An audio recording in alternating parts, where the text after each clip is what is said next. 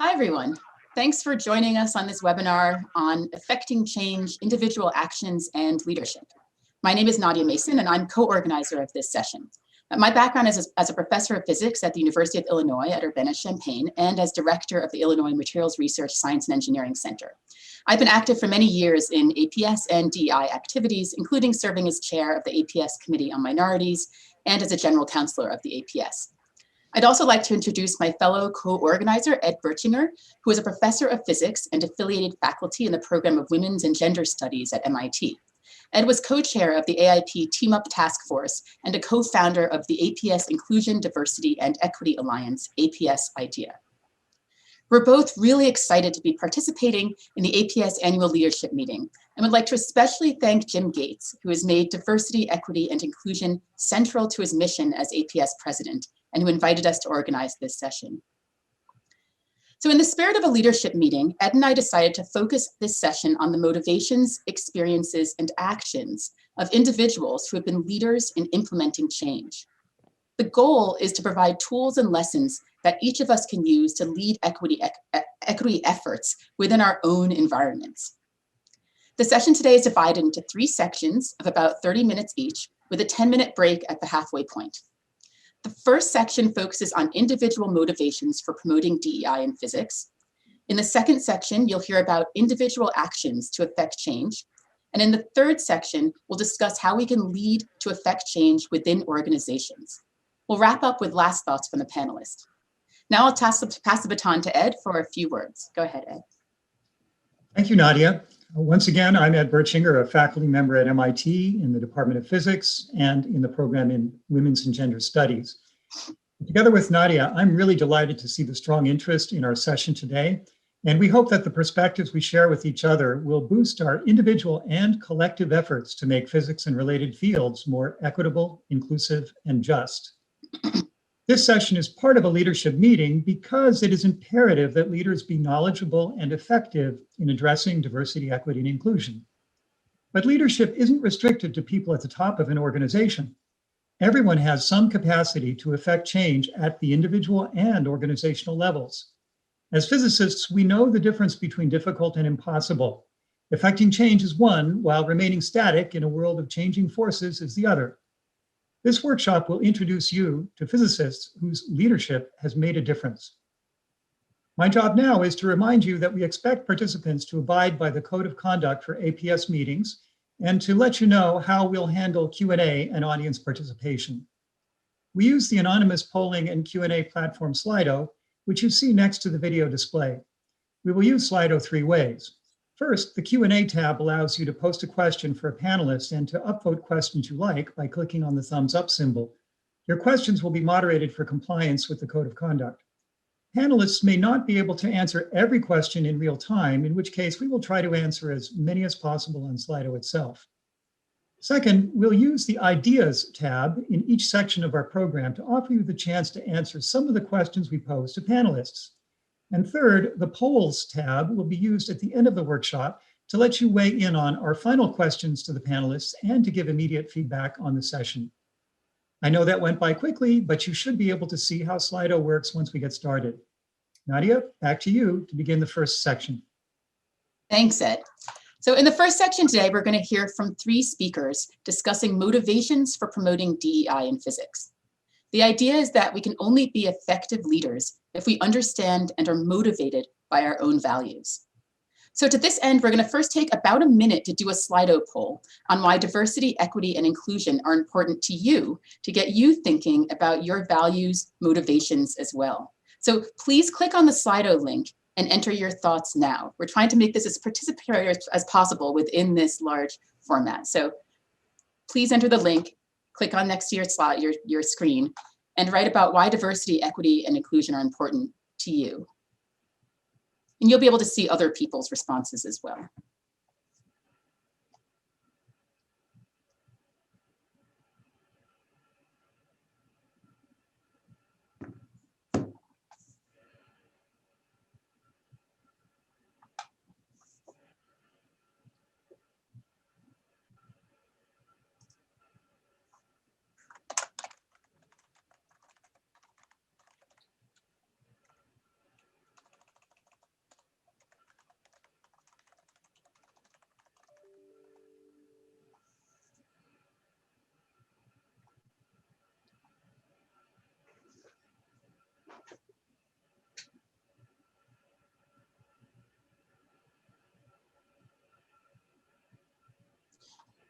Okay, well, while those are going up, I hope that you can enjoy actually looking at other people's answers. There's no right answer here. Really, the goal is to get us thinking about it and our values and be motivated by that. So you can continue to add to here and continue to look at other people's responses, and we can discuss some of them at the end.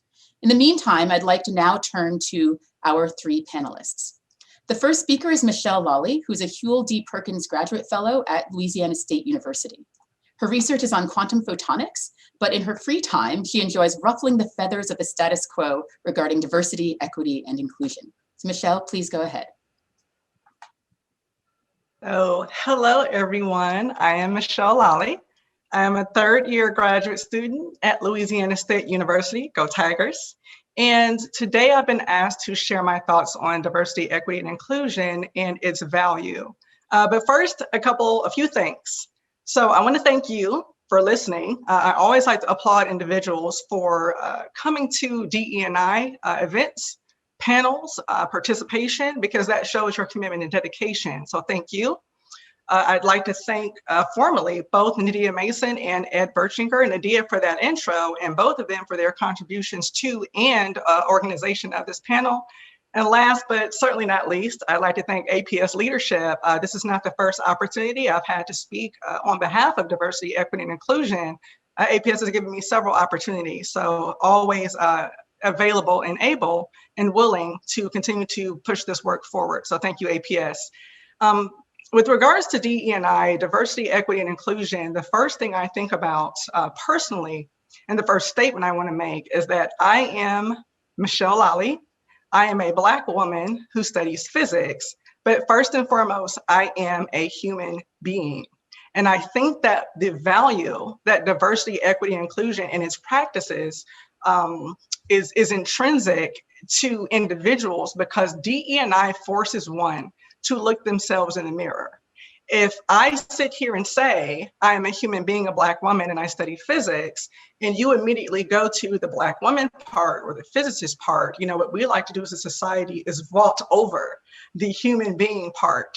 And therefore, it does justify our kind of putting people in boxes. And I'm not one for that. I don't think that society at large, if it is improperly motivated, should dictate a person's place within itself and or a person's value. So DE&I takes that kind of, I like to call it laziness, because what people like to do is they say, hey, I don't want to have the responsibility and accountability of humanizing this individual. I want to use abstract statistics.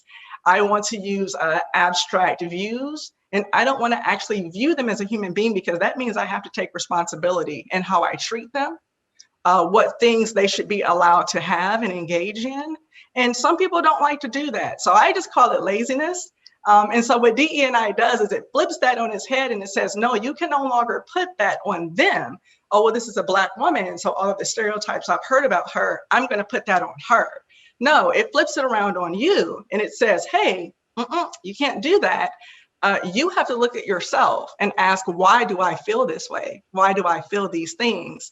So the most important thing in the greatest value I think that DE&I gives us is that it forces us to actually look at other people as human beings, no matter their race, ethnicity, sexual orientation, gender identity, or fluidity for that matter. It forces us to see first that you are a created being on this earth, that you are a human being. And so I think when we engage from that particular standpoint, we do well, right? So one more thing, I am a student, and so it is incumbent upon me to speak about my student experience.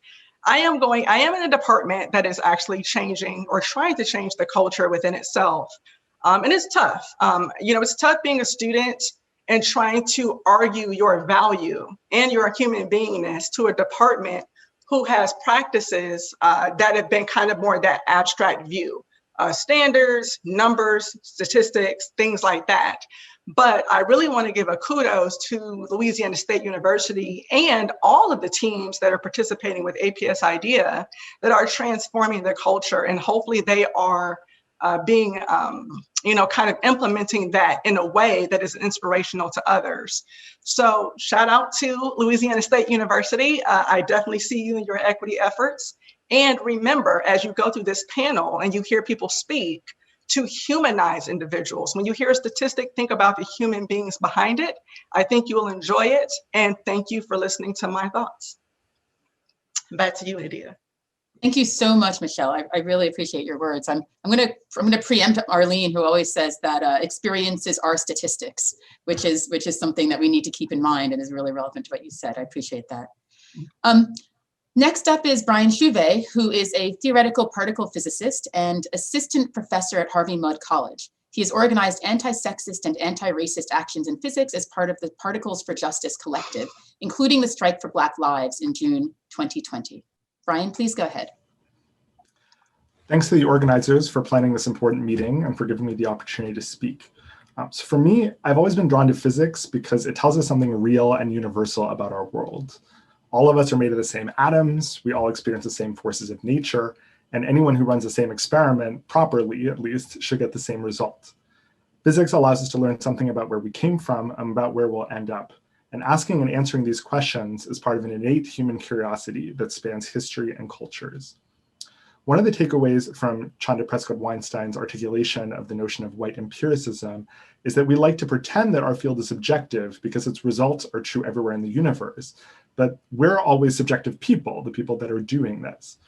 To maximize objectivity, the community of physicists should reflect the population of our world as a whole in terms of race, ethnicity, nationality, gender, class, you name it.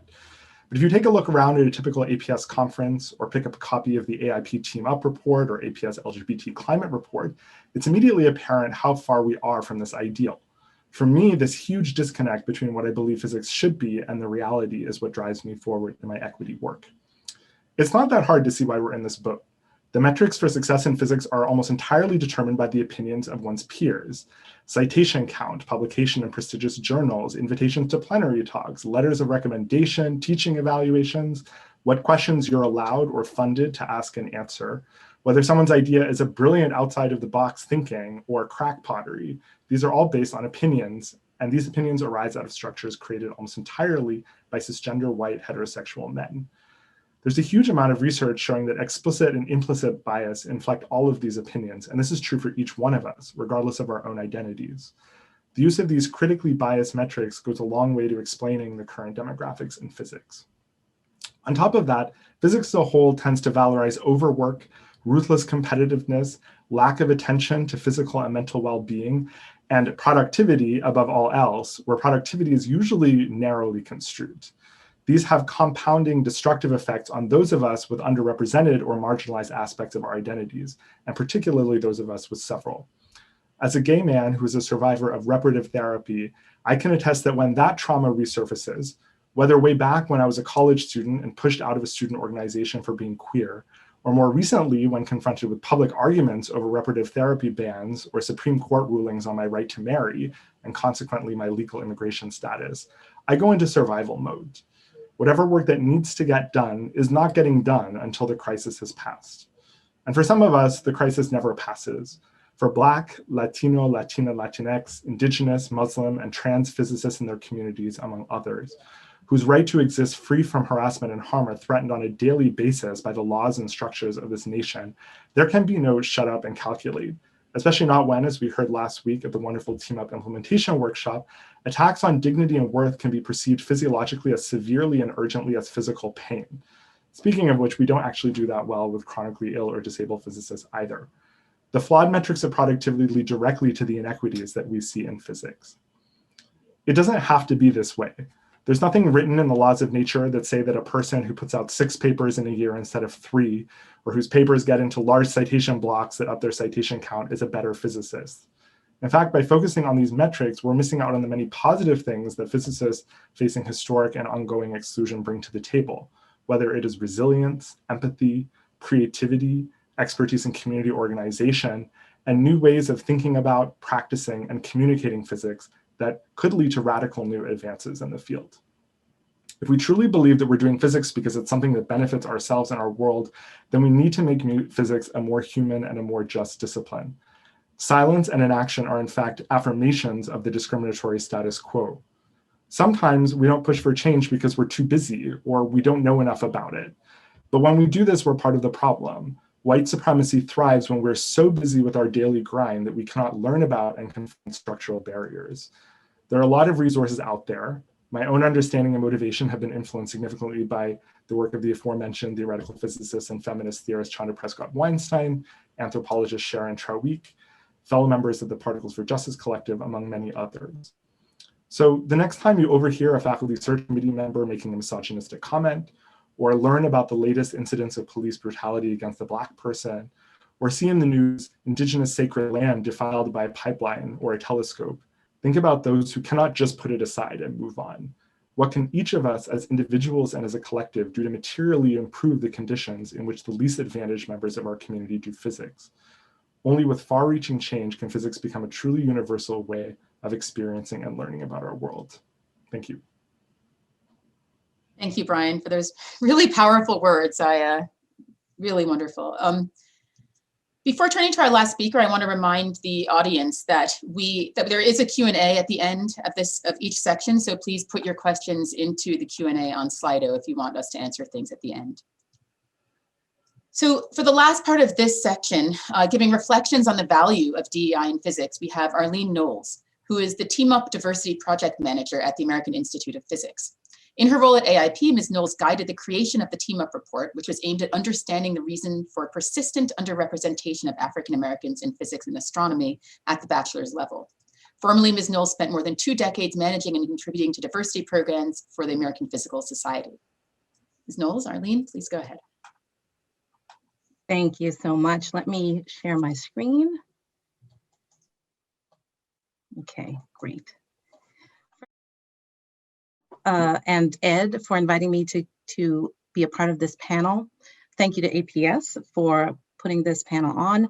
And thank you so much to my co-panelists for those very, very inspiring words.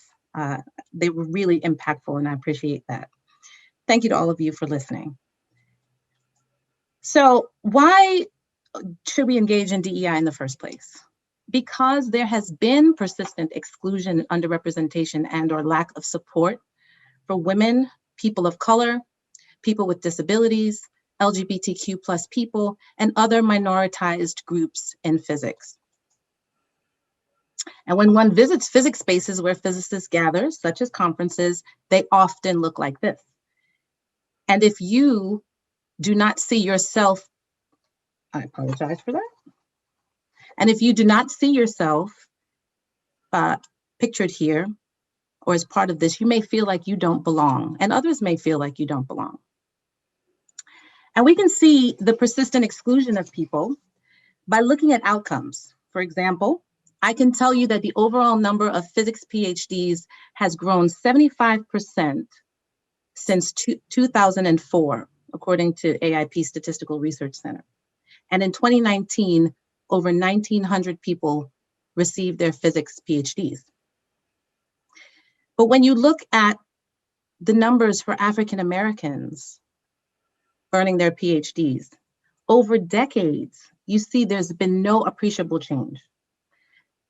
The number that we had decades ago, 2.5 decades ago, is the same number that we have today. For Hispanic and Latinx people, we're less than 45. And then when you look at the percentage of PhDs earned by women, yes, there has been some growth in the last 40 years, but still women have not been able to surpass and break through the 20% mark. And so that you can see that the data tells you that something is going on if you truly believe that there's nothing inherent in women or people of color that prevents them from selecting and succeeding in physics. When we look at LGBTQ+ physicists, the APS LGBT Climate and Physics report tells us that 15% of LGBT men, 25% of LGBT women, 30% of gender non-conforming individuals, and 30% of trans individuals, regardless of gender identity, rate their department or division environment as uncomfortable or very uncomfortable. And that can range for anything from feeling uncomfortable sharing personal information to fear, real fear, the fear of loss of social circles, fear loss of social circles and community, physics opportunities, one's job, and in some cases, fear of physical harm. Now, the physics field benefits from DEI, right? We know that diverse groups, which tend to include people with diverse experiences and perspectives, are better at solving complex problems. And when you get diverse groups of people together who are free to bring their whole selves to their work, they can create better solutions to complex problems. And if nothing else, physics is solving complex problems regarding the nature of our physical world. As well, bringing diverse people to the scientific table and embracing everything that they bring to the endeavor will likely result in the pursuit of solutions to problems that are not only of interest to them, but also benefit our greater society. What we know is that women and people of color are more likely to want to use their physics knowledge to benefit society and make the world a better place, especially for the communities to which they belong. Bigger problems, the nature of the problems that are deemed worthy of exploration then expands. The solutions expand, and the scientific knowledge base is then expanded. Physics also benefits from mitigating the loss of talent. The children that are born in America today are mostly non-white. The census tells us that in the year 2045, less than 50% of people in the US will be white. And so what this means is that we've got to cultivate scientific talent in people from all cultural and identity-based groups in order to have a robust STEM workforce that is able to innovate, advance science, and meet the future needs of our world. But most importantly, promoting and engaging in the work that advances diversity, equity, and inclusion is the right thing to do. If you believe that we're all capable and we all have potential to succeed in physics, and you fundamentally believe that everyone has the inalienable right to pursue physics, physics study, and physics careers without being encumbered by racism, sexism, ableism, trans and homophobia, and other systems of oppression, then it is incumbent upon us to create a discipline that allows for that reality. And when people in these fields are telling you that they're being oppressed, they're feeling left out, they're being differentially treated, and are both hyper visible because they're the only one or one of a few, and invisible because they're being glossed over for physics opportunities and honors, then we must be compelled to do something. And there is a cost to those who are marginalized in physics. There's psychological and social pain of isolation and feeling like one doesn't belong to the thing that they really love.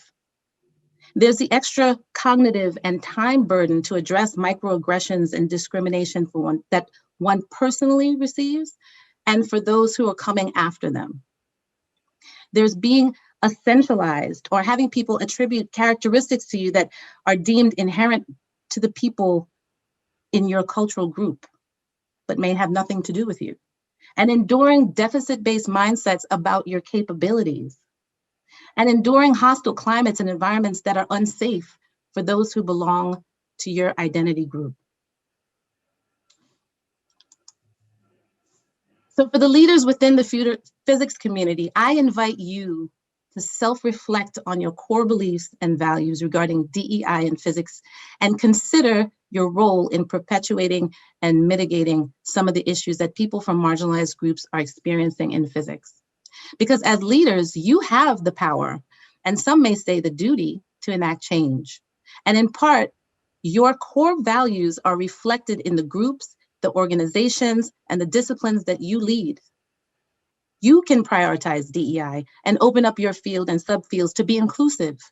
You set the norms, you drive policy, and as leaders, you allocate resources, you determine who learns about those resources, who receives those resources, and how much they receive. And you have the power to endorse or condemn oppressive practices. So I implore you to use your power and privilege to create systemic, positive, and sustainable change in the spaces you control as a leader and inhabit as a scientist, so that everyone can thrive in physics. Thank you. Thank you so much, Arlene. That was a great summary of the state of things. I really appreciate that. Thank you so much to all of our panelists again. I think we have about 4 minutes that we can ask one question maybe.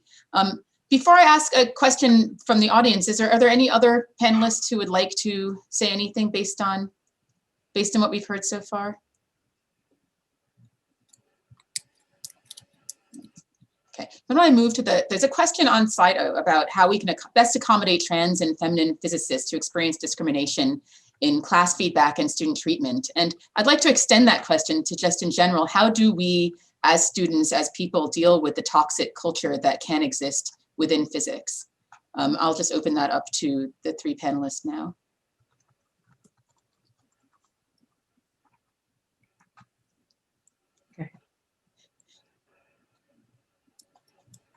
I guess I'm happy to chime in and say Thanks, that I think there's a lot of sort of macho culture built into physics that I think we might not even be aware of. I've seen in talks that in classes people objectify women, and they think it's a cute analogy, but it's really not. I mean, it's really destructive when people are objectified in that way. So I think just being really careful about the language that we're using, always assessing.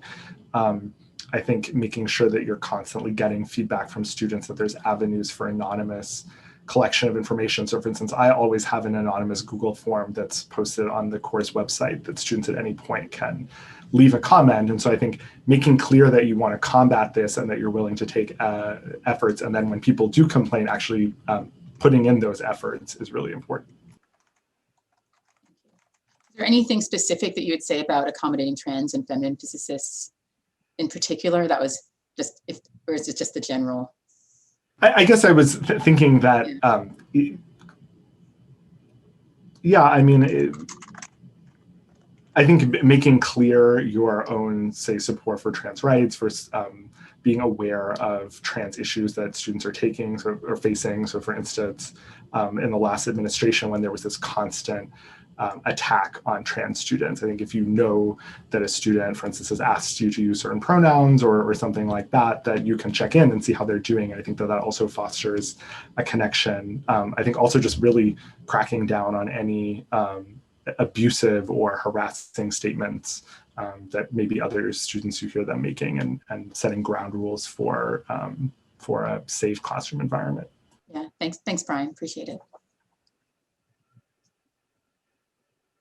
Okay, are there any other thoughts from panelists on any of the panelists on this topic or on the topic of this section? Otherwise we will. Yes, Michelle. So just quickly, I wanted to say, you know, what people of all marginalized groups and cross marginalizations want to see is support. So if you hear something, you need to state something in the moment that is unacceptable, or, you know, what is the purpose of you making that statement? Are you trying to offend a student? You know, that needs to be called out. And I think, you know, what's happening is that people have been, however you want to look at it, some people feel they've been kind of given license to state whatever they want to say without regard to repercussion. And so I think that those statements need to be called out. And if a student, if you don't see it or hear it in real time, if a student and or a faculty member and or staff member or anyone in your office, you know, comes to you as someone who has say in such matters, you need to make sure that you get maybe a couple of other faculty or a couple of other office workers and go to a supervisor or someone, you know, perhaps it's Title IX, whatever the case may be. You need to make sure that the procedures are followed. There are so many schools right now that are getting hit because they're actually just not following proper procedure. So make sure you're following proper procedure and make sure those students feel as supported as possible. Thank you, Michelle. Totally true. So I think we have to end this session. Again, so thankful for our speakers that, we have these powerful words going from the personal through social science, through what we can all think about and learn from in this session. So thank you again. We could just listen to that over again, I think, but we are going to move on to our other wonderful speakers. So Ed, do you want to go ahead and start the next session? Thank you so much, Nadia, and fabulous panelists from that first section of our afternoon. Our second section takes us from the individual motivations and the reasons, the rationales that have been discussed, to concrete actions. What can an individual physicist do to affect change? What challenges do they face, and how can they overcome those challenges? How can we learn to motivate ourselves and others to speak out and act to advance equity and justice? How do physicist activists persist in the face of resistance? These and similar questions will be addressed by our panelists, and I'll start now by introducing our first one and then in turn the others as they speak. Brian Nord has worked in computational and observational cosmology for over a decade. Also, for over a decade, Dr. Nord has been working to create just and equitable research environments, either through institutional committee work or through more activism-based approaches to drive change now, because we can't wait.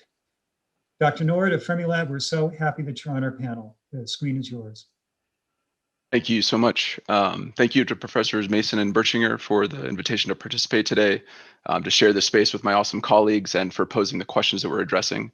The ideas that I'm expressing today have been shaped, of course, by my experiences in collectives and teams in which I've been honored to share space, like, or in particular, Particles for Justice and Change Now, but I'll be speaking from my own perspective. And one of the early questions that was brought to me for this event was, what motivates you to take leadership action in this space? And in particular, as individuals from outside affecting change from within. So in part, I read this question about taking action as how to simultaneously be the outsider while trying to free oneself within a system of oppression. For me, this is a question of how to navigate constantly for dignity, knowing that my urgent, immediate, deferred dream is our liberation. This is a question I've faced since I was called the white famous N-word in my family's house at age 4, yet shunned by fellow Black students in high school at age 16. Since I was simultaneously supported and tokenized in graduate school, since even after achieving tenure, even as still suffering regularly from imposter syndrome, microaggressions, and overt racism. Since, really, I've been a Black man with a light skin color in a predominantly white male community who still feels and is not free. So yes, this becomes a question of how I navigate. To answer this question, I ask more fundamental ones. On a minute by minute, class by class, job by job basis, I ask, who am I? And who am I going to be? For many days and years, I have heard a lot of people talking about quote unquote diversity, but I don't hear folks asking those simple questions of who are we going to be? So that's what we're going to do now. 1, the problem with many institutionalized efforts. Many institutionalized efforts in our research spaces simply carry water for white supremacy by bottling and repackaging our hopes, like a candy company that steals water from distant shores. Not in all implementations, to be sure, but typically and widely, these efforts prioritize addressing symptoms over root causes, prefer assigning committees and task forces over taking action, set up one-way seminars before thinking of mutual aid, side with the comfort of white people over the liberation of oppressed people. Either with purpose or through negligence, institutions, all of them, national labs, universities, professional societies, tend to preserve institutional power over the communities they purport to represent. Much of institutionalized effort has had decades of opportunities to make change. In every place I've worked, I've witnessed promises unkept. I've seen racism within committees and taken it from their ombudspersons as much as anywhere else in academia. In them, I don't see bastions of compassion and wisdom as definitional to them. I see the well-meaning sins of omission that Martin and Malcolm warned us about decades ago. So let's ask the questions. Where are we? How much real positive change for representation of Black people or Indigenous people in physics have we seen if for the last 60 years, Fermilab has had only one tenured Black scientist at a time?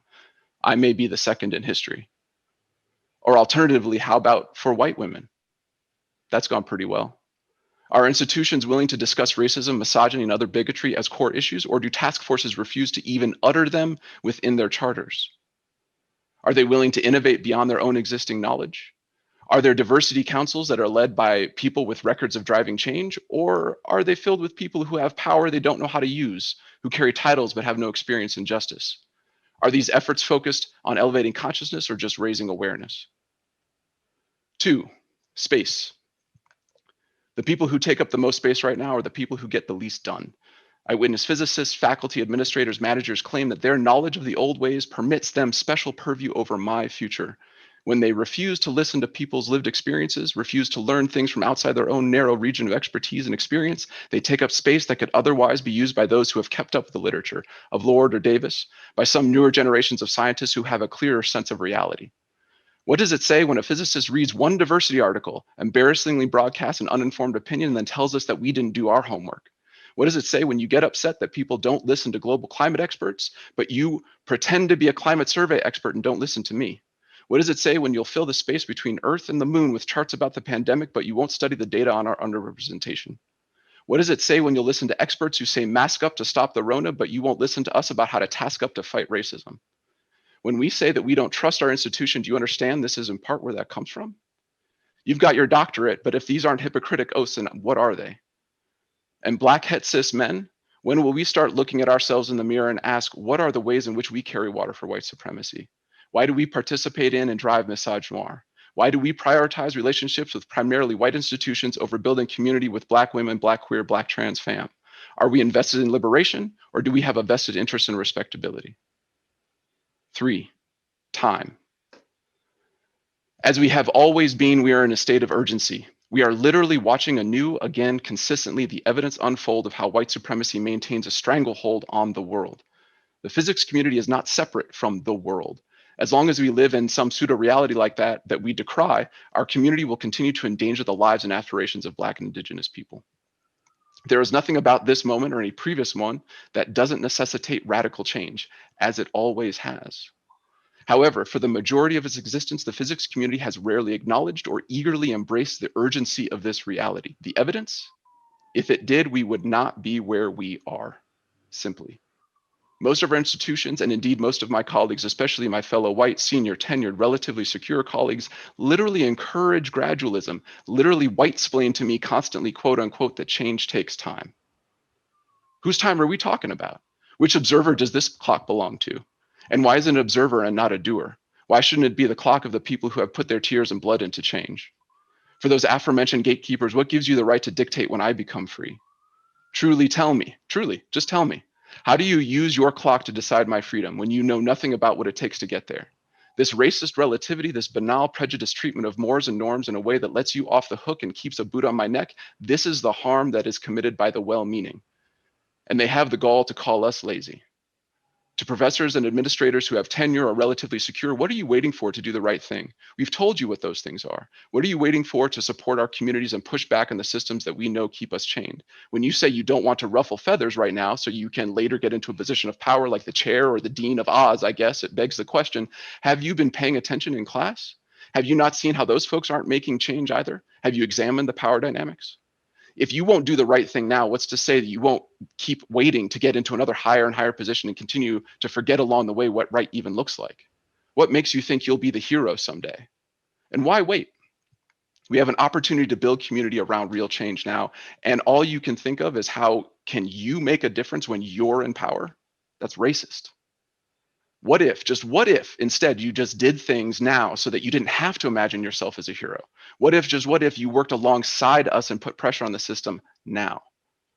So how about once you put yourselves in our shoes, if the majority of our community didn't take your oppression seriously, what would you do?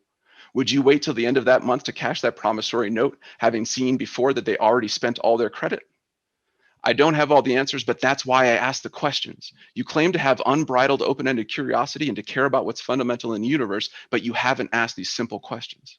Physicists love to talk about pushing the boundaries of understanding and quote people about imagination, but when it comes time to ask people to imagine a world where we have equitable representation of Black and Indigenous people in the physics community, where is your creativity? This double standard is the weakness that you don't sense. It is the systematic that you ignore that makes your efforts worse than inaccurate. The questions you need to ask are, why do you apply that imagination to your equations and not to fighting for equality? Why do you force on us your wrong, bad, and old ideas of complex theories of no change before you dare open a book by Giovanni or Baldwin? It's time for you to listen and work with us. I don't work for you. I am not your Negro. I and many others are done with your toy models of freedom. Thank you.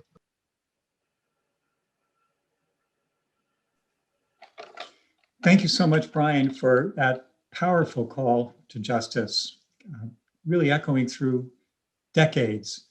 And we cannot wait for decades to transform physics. Thank you for all that you do. We're going to hear next from postdoctoral researcher Jessica Esquivel at Fermilab, where she works on the muon G-2 experiment. She's also a co-founder of Black in Physics. She's a AAAS If Then ambassador, a member of the Change Now collective, a science communicator, and a vocal advocate for increasing diversity, equity, and inclusion in STEM.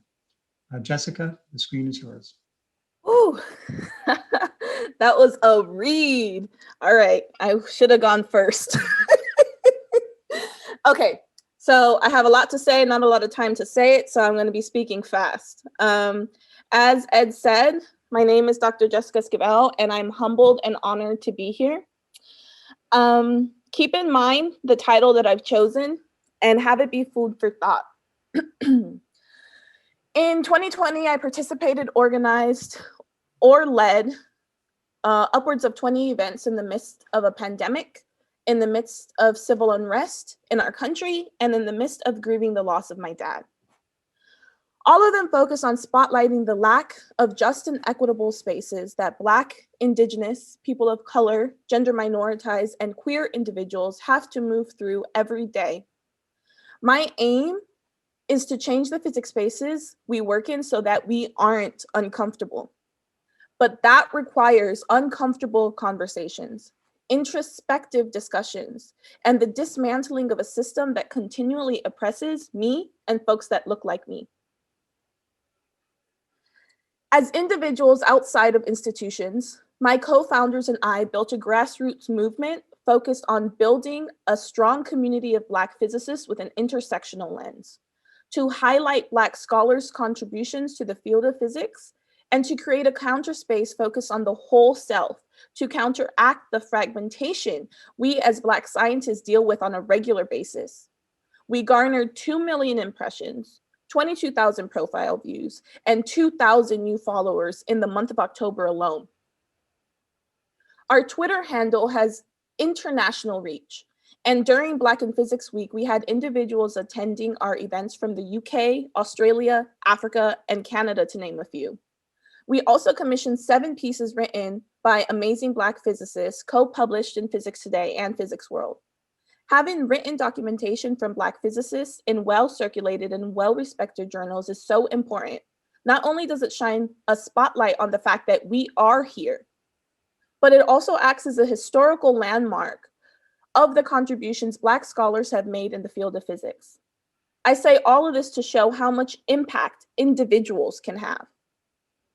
The most important thing about this movement is that every panelist, speaker, author, and even the Black improv talent we partnered with for our open mic night were paid for their labor, their expertise, and their talent.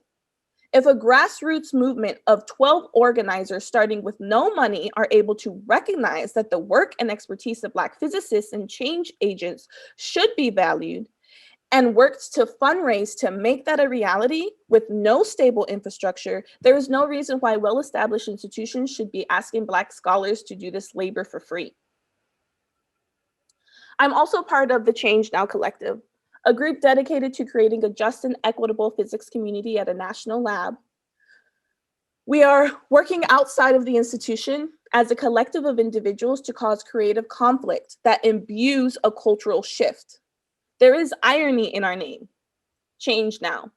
We understand that transformational cultural change doesn't happen at the snap of a finger. And we understand that over 400 years of trauma and oppression to the Black community doesn't go away with the blink of an eye. We know that intimately, as it took over a month of research to build our calls to action, over 9 months of meeting twice a week and continuing to do so, and over 2 months of conversations with institution leaders discussing the reasons our collective was essential. But the path to change needs to be implemented now. We are using the power our collective voice has to bring to light the deep-rooted anti-Black racism in our academic spaces. And we are a collective not only of accomplices committed to transformational change and thereby committed to sitting in the uncomfortable. I was recently talking to a journalist. She started listing off all of the movements or some of the movements that I'm a part of. And she ended with, "When do you sleep?" It's such an innocuous question with a toxic answer. I've recognized that many of these, as our field calls them, synergistic activities, I do not because I want to, but because I need to. It took even more time for me to realize that much of the labor I was doing was being taken for free, that I was being tokenized by institutions that were perfectly content with continuing at the status quo. I entered the field of physics to study the weird and to marvel over the building blocks of the universe. When I was 8 years old, watching Contact with Jodie Foster, if you haven't seen it, you should watch it. It's a trip. I imagined my future filled with trying to tackle the world's most complicated topics. I just didn't realize that one of them would be anti-Black racism in academia. Marsha P. Johnson and Sylvia Rivera were trans women of color that were the catalyst behind the Stonewall riots that sparked the LGBTQ+ movement in 1969. And in 1992, Marsha P. Johnson was murdered. Her case originally closed as a suicide. The video shown here is Sylvia Rivera at the 1973 NYC Pride Fest, getting booed off stage. These women are the reason I could legally marry my wife, yet they were disrespected in life and in death, and are now being recognized as the leaders that they were. I urge organizations not to martyr BIPOC, not to disrespect us by telling us to our face that you value our expertise and the contributions, but behind our backs are complicit or silent when accosted by white supremacist structures, racism, and discrimination. I'm proud of the work I've been able to accomplish, but the amount of labor I'm outputting isn't sustainable. 2020 was a tough year for everybody. For me personally, I lost my dad in June. And as I grieved the passing of my dad, I celebrated the amazing Black women physicists I've come to know and who held me and continue to hold me together by creating this video days after my dad's passing. I was also diagnosed with diabetes, severe acute depression, liver enzyme imbalance, and vitamin D deficiency this past November. I'm human. And working at a constant level of survival, knowing the need for structural change for me to thrive in this field. And also the suffocating fact that these extracurricular efforts are detrimentally affecting my career. Wears on the body. And that realization came to a deafening crescendo for me this past year. It's easy to laud the amazing efforts marginalized individuals are doing to create a culture shift in your department, your collaboration, your university or institution. But it's important to note that we didn't choose physics to clean up the mess that we didn't create. This quote by Audre Lorde really speaks to me. I have a duty to speak the truth as I see it and share not just my triumphs, not just the things that felt good, but the pain, the intense, often unmitigated pain. It is important to share how I know survival is survival and not just a walk through the rain. Internalize these words and use it as fuel, not to just be allies in this revolution, but accomplices. I leave you with these 3 things to keep in mind. Change now. Transformational change takes time, but we must start now and with the same fervor we use to study the cosmos. Value ED&I expertise and pay them for this expertise. And lastly, build theories of change through an intersectional lens. Thank you.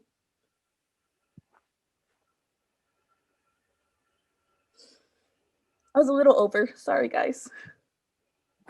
Thank you, Jessica. That was powerful, really wonderful, amazing, inspiring. Our heart goes out to you and to all physicists who are struggling with whatever they're experiencing now. Physics is an intensely human experience, and we all have to rise to that. Finally, we're going to hear from our third panelist in this session, Risa Wexler. She is a professor of physics at Stanford University and at the SLAC National Accelerator Laboratory, and she's the director of the Kavli Institute of Particle Astrophysics and Cosmology. She has played a leading role in several large galaxy survey collaborations and was the founding chair of the Stanford Physics, Equity, and Inclusion Committee. Risa, the floor is yours. Thank you. And I want to really thank Brian and Jessica and all the speakers we've heard from already today. It was really, really powerful to hear your stories. And I'll be honest, it's a very hard act to follow. This session is focused on individual action. And I want to start with kind of two key points. The first is really that every single one of us has the ability to make a difference in making a more inclusive and equitable physics community. And I really believe we should center this as a core part of the work that we do as physicists, because I think that it is essential to the future of physics and to, as we've heard, our own humanity. For myself, I really start this work from the premise that we have a shared humanity. That means we all should have the possibility to share in the joy of understanding how the universe works. And I really believe that opportunity should be open to people from all backgrounds and identities, and that it should be able to be done in an environment where everyone is supported and enabled to do their best work. And as we heard so eloquently already today from some of our speakers, we do not currently have that community. So we should think very hard about how to get there. The second is that although we each have the ability to make a difference in our own communities, lasting change really comes from doing things together and from people with different skills and perspectives that can really learn from each other. And I think this is challenging because the physics community is very broad in terms of the range of expertise, in terms of lived experience, and in terms of the perspectives that it brings to these issues. And when we're trying to take a field that has historically been much more homogeneous and broaden it to be more inclusive and to include a broader set of people, we really have to think about how do we bring all of those people to the table. And I'm sure we have a lot of people on this call who have a lot of power in their institutions or their collaborations, but they don't feel like they know what changes are needed or how to make the changes that are needed. And we have other people on this call that are really impatient for change, and they don't know how or don't feel that they have the support to make those changes happen. So I'm going to focus on my own experiences, and I want to acknowledge that, although I have experiences from my own career, decades as a woman in a very male-dominated career, that give me a particular perspective on these issues, I certainly have plenty of blind spots. And in particular, I think we really need to continue to listen to the experiences and concerns of our Black and Brown colleagues, our trans colleagues, others who experience the community differently than we do. And as Brian and Jessica and other speakers already highlighted, they and many others do not have the option to just wait. So since we have heard from many younger people today, I want to talk especially to the senior leaders in the physics community. I think the pace of our professional lives can make it very hard to do things differently. But I think that if we take the full humanity of our junior colleagues seriously, we don't have the option to wait either. And those of us who are tenured faculty, we have the power to make decisions in our organizations. We have more responsibility to really spend our time and effort to change the system that all of us are working in to make it accessible to everyone who has the potential to be a physicist. And I think it's also really important to realize that physicists like to think they can solve any problem on their own from first principles. Most of us do not have training in these issues, and we should have a lot of humility in approaching them, including doing the work of self-education and also valuing the work of experts in this area. So the main thing I want to focus on in my last few minutes is just how do we work together as partners, both with experts and with people of different career stages and backgrounds. So, for me, issues of inclusion have been important to me since I was a freshman in physics at Stanford. I took a class from Ed when I was much younger than now. And I did not always feel that I was welcome in the physics community. But I ended up spending a lot more time working on this when I did feel a little bit more on solid ground. I started working more seriously on these issues after I got tenure at Stanford. And that was a personal choice for me, for when I had the energy and stability in my career to really put a lot into this work. So I and several other colleagues started an equity and inclusion committee at Stanford in 2016. Now many departments have such committees, but many did not at that time. I actually just learned last week that there was only one other department at Stanford that had such a committee at that time in any department. And so I want to just spend a couple of minutes on the lessons from this. We started with a number of faculty volunteers, but after one meeting, we immediately added people from all levels of the department. And that was super essential. And I think what has been so powerful about the work that we did at Stanford and are continuing to do, and is still, there's still plenty of work to do, has really been building a trusting community of people from first year undergrads through to senior faculty, including the staff, to work on these issues together.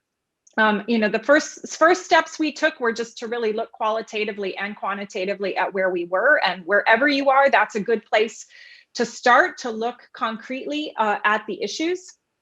And the second, and one of the things we found when we did that was that at our institution, physics at that time was the least diverse field of all of the sciences. I'm sure that won't surprise anyone here, but we were able to see specific numbers about how we were losing specific groups of people and where, in particular, losing a lot of women of color in the first 2 years of the program. And so that was a good place for us to focus. The second thing is that we spent about 1.5 years really thinking carefully about a strategic plan for the department, looking at all aspects of what needed to change. And I think the thing that was so powerful about this as an exercise is that it was a really useful way to build trust between students, postdocs, staff, faculty together to really discuss very openly what these issues were and the priorities for addressing them. And so I actually think one of the most important things that's come out of this work is a better sense of community and a better ability to talk about what the issues are. And for me, that has included actually, two things. The first is that it's really given me a wonderful opportunity to learn from younger people about the issues that matter most to them. We have been very lucky at Stanford. We had a vibrant group of undergraduate students. It was led by women of color and trans women at the undergraduate level who really built incredible community. And that community has now really supported our undergraduate population. But they were also able to be supported because they had faculty at that time who were able to listen to their concerns. And I think that's one of the most important things, is figuring out how do you build those levels of trust in your community so that when, undergraduates or the most marginalized members of your community have issues, they don't have to do all of the work to fix them. The second thing is that it has also been a big learning experience for me in figuring out how do I approach things when I don't feel like I have the power. And certainly there were many times when this work was really challenging for me, where I was trying to push my faculty colleagues in ways that were uncomfortable for them. And many times when we have not had consensus on the faculty, when it has taken both perseverance and strategic thinking to make progress. And I have really learned a lot about reaching outside my own comfort zone to, talk to senior white men who have power in certain places about how they can do things when I can't, for example. So I think in my last second, I just want to really emphasize that I do think this work is really, really important for the future of this community.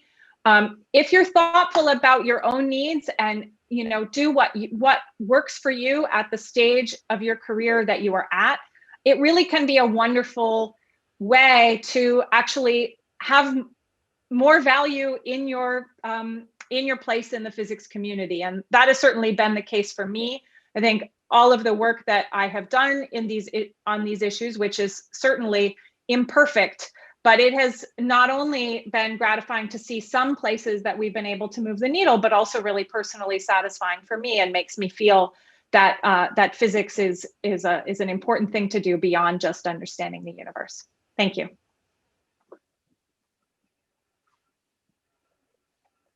Thank you so much, Risa, and all the panelists for a very powerful discussion.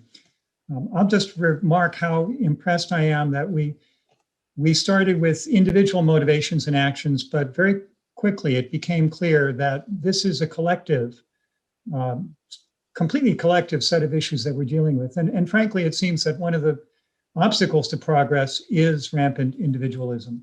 So thank you all for your remarks. There came in a question from Slido, and for the audience, I have temporarily turned off the questions and instead put up the next ideas question and poll for you to provide some answers to the questions posed to the panelists.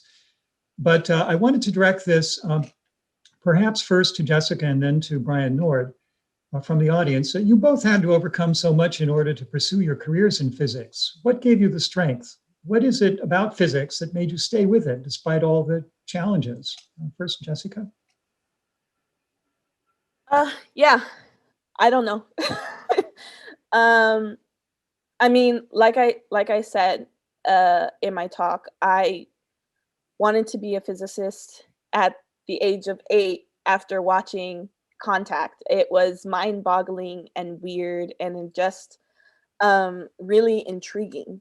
But as far as sticking with it, I think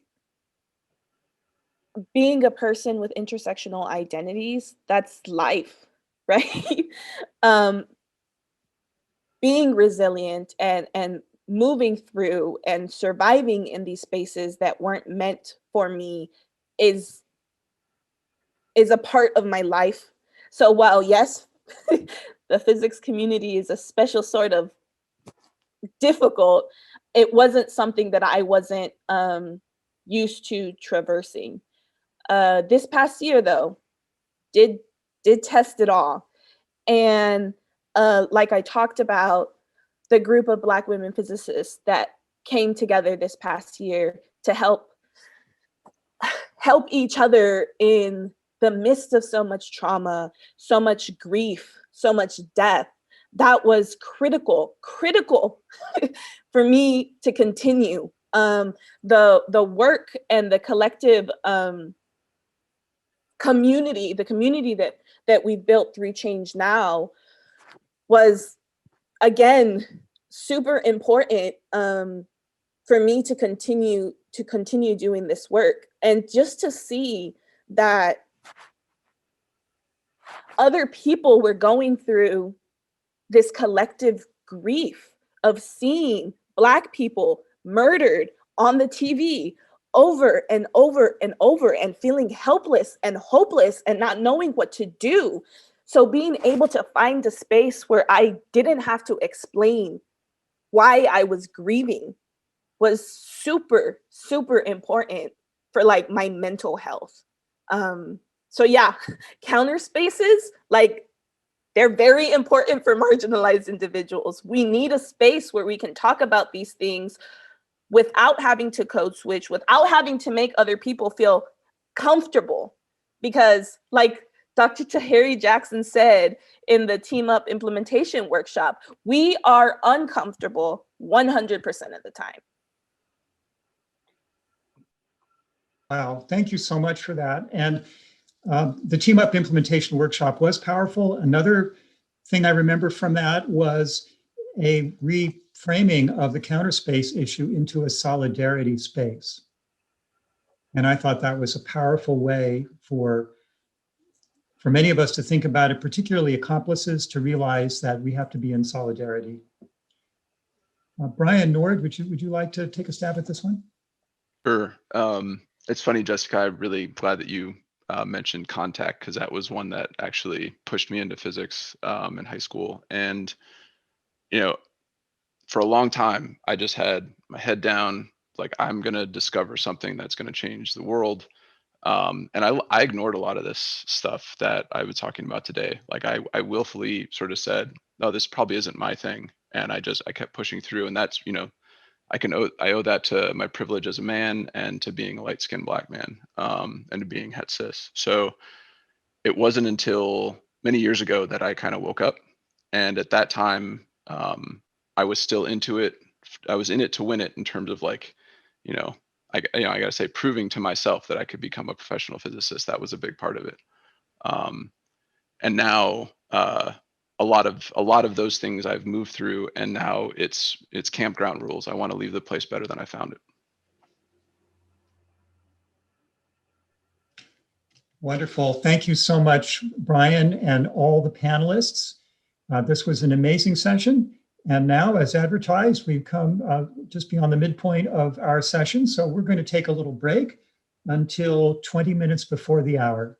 So, sorry, until 15 minutes before the hour. So we'll see you at 3:45 Eastern, 2:45 Central, and so on. Thanks, everyone. Be sure to come back on time. The next section is going to be amazing as well. So see you all soon.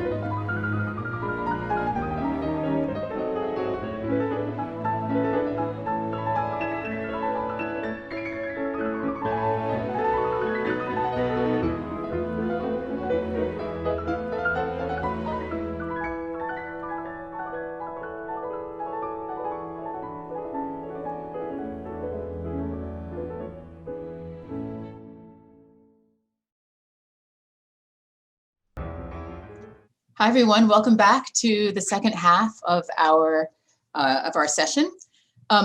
So again, please make sure that you look at Slido, put your questions in there.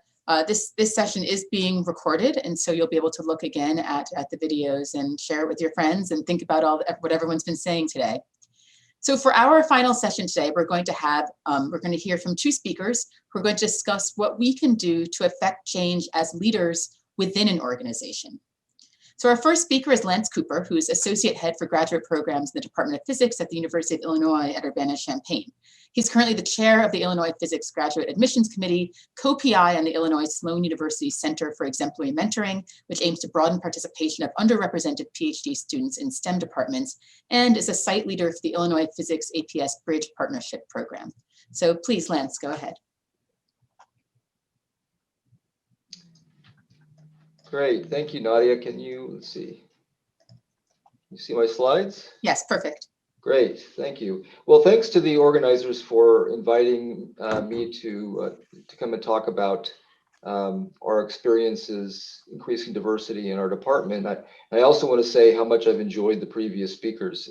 It's a very impressive and inspiring set of discussions we've had, and I really enjoyed it. As a long, many-year grad director and chair of admissions committee, I see the issue of increasing diversity in a very practical way, identifying where the problems are in the pipeline, trying to figure out how best to approach them. So my talk is in the same vein of being very practical, trying to identify how individuals can make a difference in improving diversity in our departments and where the target areas are that they can sort of look at and try to evaluate and fix. So that's really what I want to do here through the lens of some of our previous experiences. But there's been a lot of discussion about what the value of diversity is. And let me start first while we look at this well-known data on the underrepresentation of women and African Americans and Hispanic Latino students in our graduate programs. Let me give my perspective on why diversity is so important. And I think it was said by an earlier speaker, we create programs that are designed to provide fantastic training for students and produce fantastic students to great career paths out into industry and to academia. And at the graduate level, we have complete control over who gets access to that training and those facilities. So we have an incredible responsibility, in my view, to be equitable in the way in which we admit students, and not just admit students, but make sure they can be successful. And to do this, we really need to make sure that we are evaluating the procedures that we've been using in recruiting students, in admitting students, and in mentoring them while they're here. So my sort of very practical way of viewing, how we identify problems and where we can target improvements for individuals that want to make change looks something like this, where we want to figure out how we can improve this very small pool of applicants. What can we do to improve admission practices, recruit after we admit students, and in particular, how do we improve mentoring, retention, and inclusivity so that students can actually be successful once they get in our programs. And the thing I want to emphasize is the concept, in terms of what an individual can do, is the concept of a diversity advocate. This is actually a formal, at least in Illinois, it's a formal role that people play on hiring and admissions committees, and usually they are constrained to simply describing what the rules of the university are in terms of diversity. I have something much more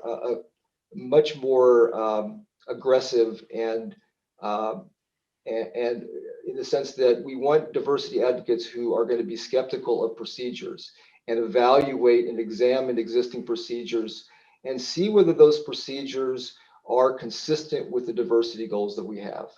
And too often that doesn't happen, because I think we all know, those of us who served on committees, we want to get through a committee so we can get back to our research or get back to teaching. and we adopt existing practices that have been longstanding in these committees, and we don't reevaluate what harm they may be doing or what problems they may be causing in terms of our overall values of our department.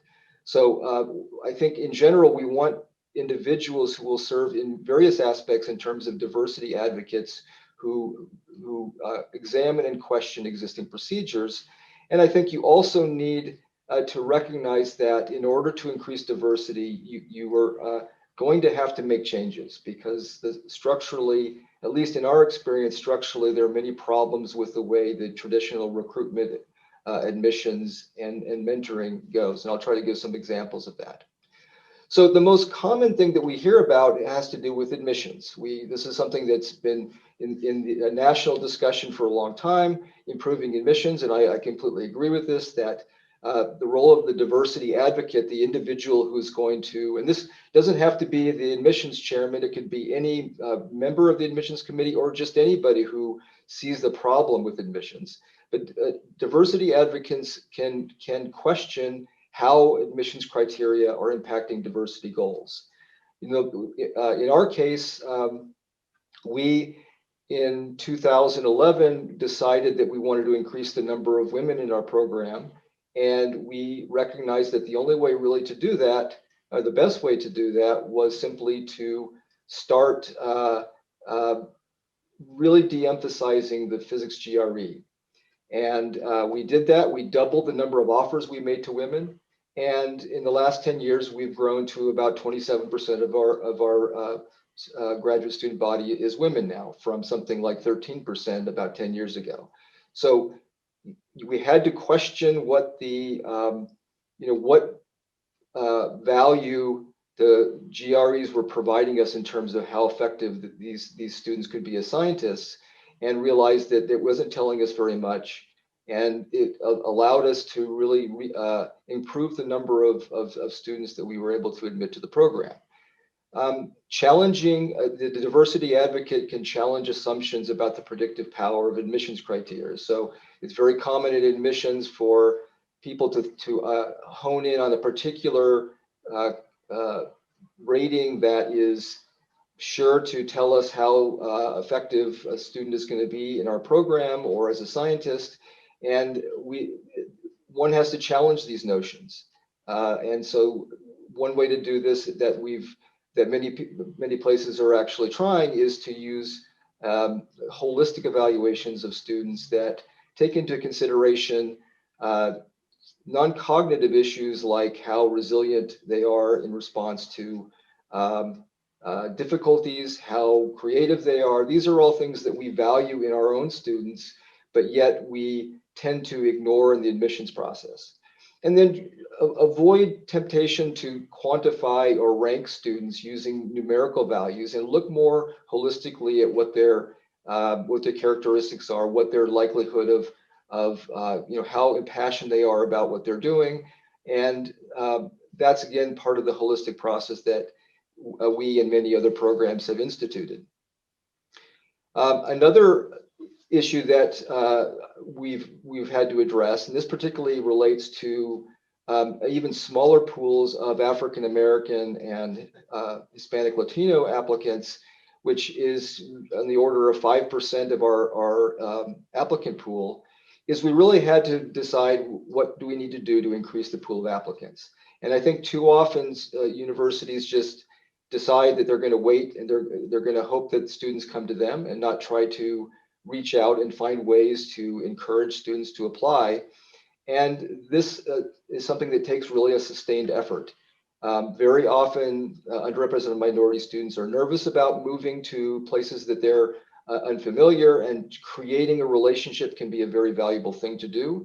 It could also help them when they eventually get here to improve their the likelihood that they're going to be successful when they get here.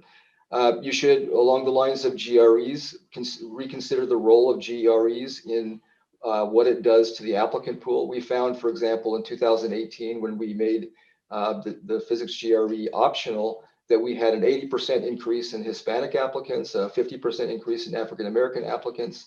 So there are these small things. We weren't using the GREs very much in terms of evaluation, but it was having a very detrimental effect on the pool of applicants. So evaluate, again, critiques and be skeptical of existing procedures and try to determine whether they're effective or not. Sometimes this means you have to take risks. You have to try things out and see if they're going to work and evaluate whether they're going to work, and then reassess whether that was the right decision to make. But it is important to question these procedures, that particularly when there's some uncertainty as to whether they're effective. It's particularly important for recruiting to bring students in to try to get them to feel comfortable in the environment. Often underrepresented minority students have financial issues, so trying to work with the campus or your department or the college to generate URM specific fellowships. These are all ways that departments can use to increase the applicant pool. Now, I want to focus in particular on this once you get students into the program. I think if I have one complaint about the intense effort, attention that's been given, the admissions system, it's that we have shined less light on the all-important goal of retaining and mentoring and including students once they actually get here. It's not enough that we just increase the numbers of underrepresented students. We have to make sure they can be successful. And there are often a lot of things that need to be done in order to make that possible. Very often when you are reaching out and bringing in students from that are underrepresented, they're coming from smaller places. They may not have had as much academic preparation as other students have had. You need to accommodate that, and you need to try to find ways of bridging them in. Of course, the APS Bridge program is one good way of doing that. Individual programs can do that themselves. Often this means the departments have to have individualized advising, so that you don't have a one-size-fits-all curriculum. You accommodate the backgrounds of students that are coming in by allowing them to take maybe undergraduate courses to bridge in. And often once you do that, they become fantastic students and well-trained. But if you don't make these accommodations, then you're likely to lose very good students who just came in and were not quite academically prepared. Another thing that's very important to make students feel included is something that we do at Illinois, which is sometimes called cluster mentoring, where groups of faculty or students will be mentors for underrepresented students, usually an academic mentor, a research mentor, a peer mentor, a graduate student. These mentors will check in with the student, make them feel welcome, make sure their academic performance is going okay, make sure research is going well, keeping them connected with the department and keeping them aware that we're concerned about them and we want to make sure that they have what they need. This can also be done by creating social organizations. So we have a graduate student diversity committee. We have a graduate student underrepresented minority student committee. And so these are other ways in which students can feel included and help when they inevitably have problems. They have people to talk to and they can engage and feel part of the community. And finally, and this is true for all students, it's important to have to normalize the need for mental health counseling and make available the resources that students will need, and make it clear that this is important and not an unusual thing to request, because it's very, very common for all graduate students, but certainly underrepresented minority students to undergo mental health issues and need resources, and so make those available. The final thing I want to say has to do, and I think this was brought up earlier, has to do with the administrator's role in affecting change. And this is the department head, deans, provosts. To sustain a strong effort in diversity, you can't expect faculty and students to take heroic efforts that are against their own self-interest. So these efforts have to be rewarded, and they have to be acknowledged in things like annual evaluations and promotions.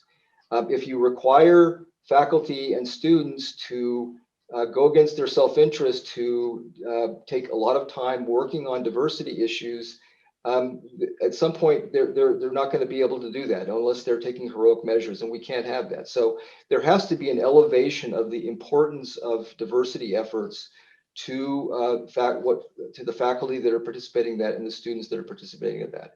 And there has to be a highlighting of efforts that are going on the department or on campus. Just as you would highlight the publication of a high prestige article or a grant that was earned, promoting diversity efforts on departmental communication is important. And I'll particularly say that, often these energetic efforts come from junior faculty and students. They're often some of the most innovative and energetic on these issues, but they're also the most vulnerable. And so I think it's very important for department heads and administrators to support their advocacy efforts so that they are supported, they're giving credit for it, they're rewarded for it, because they really are where a lot of the energy comes from in these efforts. So with that, thank you very much for having me, and I appreciate your time. Thanks so much, Lance. And I really appreciate the focus on how we have to rethink all of our common practices to really make change. We can't just do the things we think are normal and are going to work. So thank you. Our next speaker is Gina Kwan, who she is an assistant professor in the Department of Physics and Astronomy at San Jose State University. Previously, she earned her PhD in physics, specializing in physics education research from the University of Maryland, College Park, and was a research associate at the University of Colorado at Boulder, studying how to facilitate institutional change. So please go ahead, Gina. Thank you. And I just wanted to thank all of our amazing speakers and organizers that we've gotten to hear from today. The work I'll be sharing, really awesome collaborations that I'm a part of. I just want to say these collaborations are amazing. Like everything I'm sharing is really coming from those collectives. And so I'm excited to share kind of what we've learned, but just know that this is the result of, the ideas of over 100 folks. And so the first project I'll be speaking to today is a project called the Departmental Action Team Project. And Departmental Action Teams, or DATs, are teams of faculty, students, and staff in a single department who are working on a central issue related to undergraduate education in that department. And these DATs are facilitated by external facilitators who bring expertise in science education, institutional change, equity and inclusion, et cetera. And so the goal of these DATs is to do two things. One is to create change around a broad educational issue by shifting departmental structures and culture. And two is to help departments, help DAT participants become change agents through developing facilitation and leadership skills.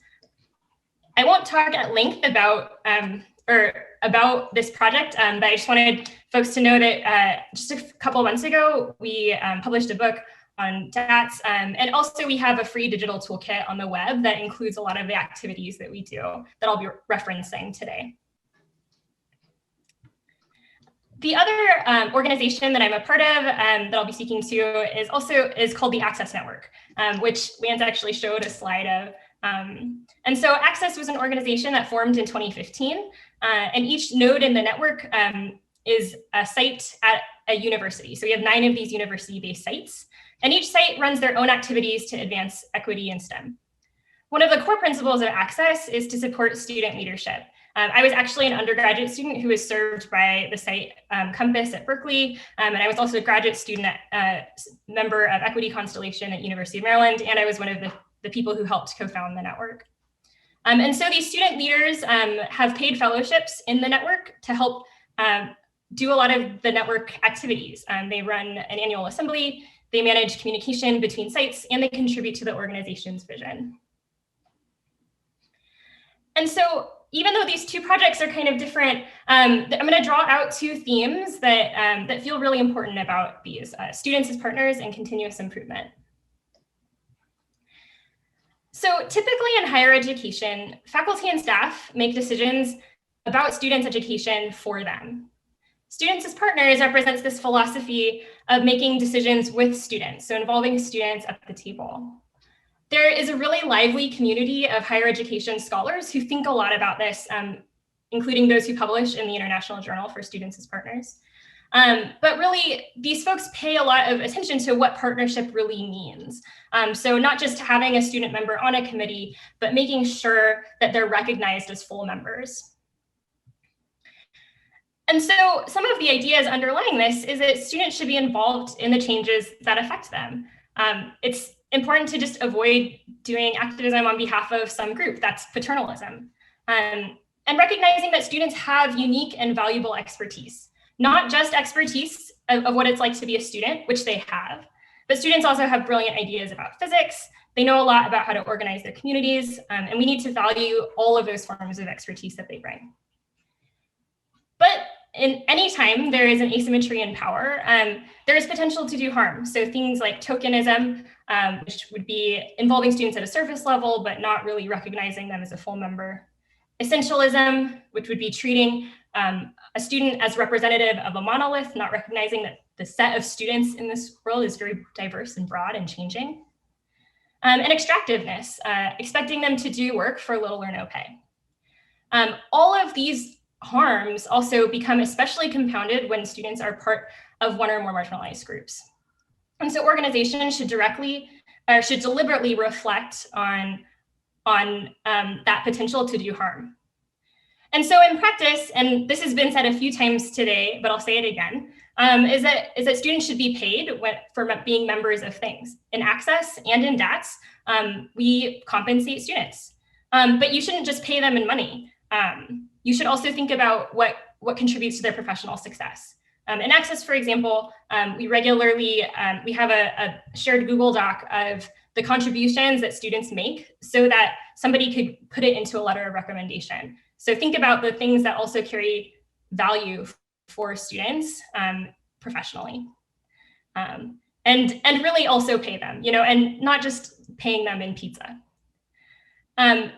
In addition, it's also important to build in structures for harm mitigation and think about those structures within the organization. So within Access, we have a team of folks who form an ombuds team, and they're present anytime we get together, and also for all of our paid student fellowships. And their purpose is to do kind of real-time harm mitigation.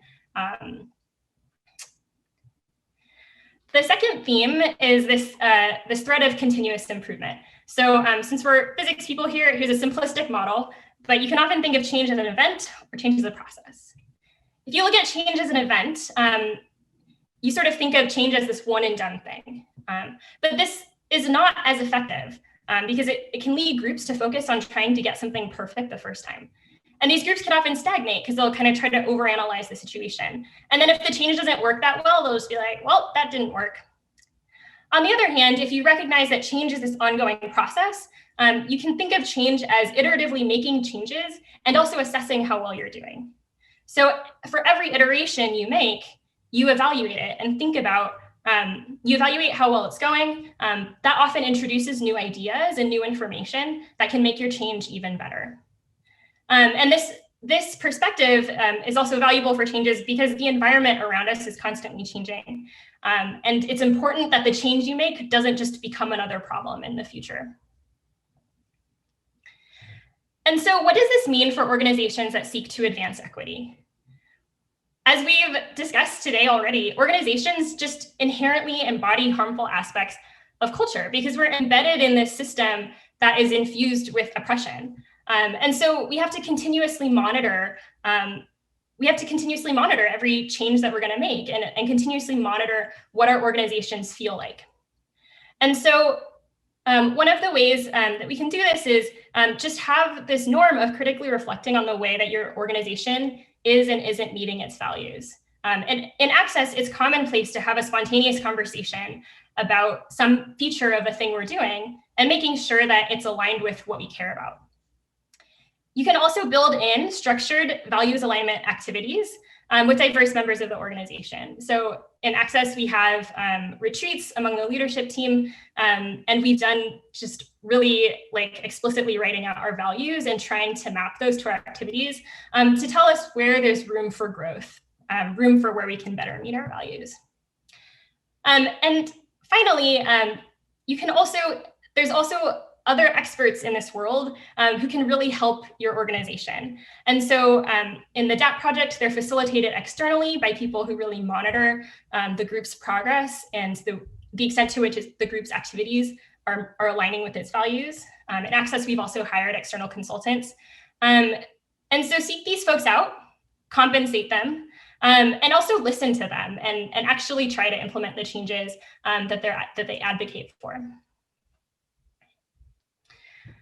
So in summary, I'm coming from these two projects, the Departmental Action Team project and the Access Network, which are two efforts that are aimed at cultivating cultural changes.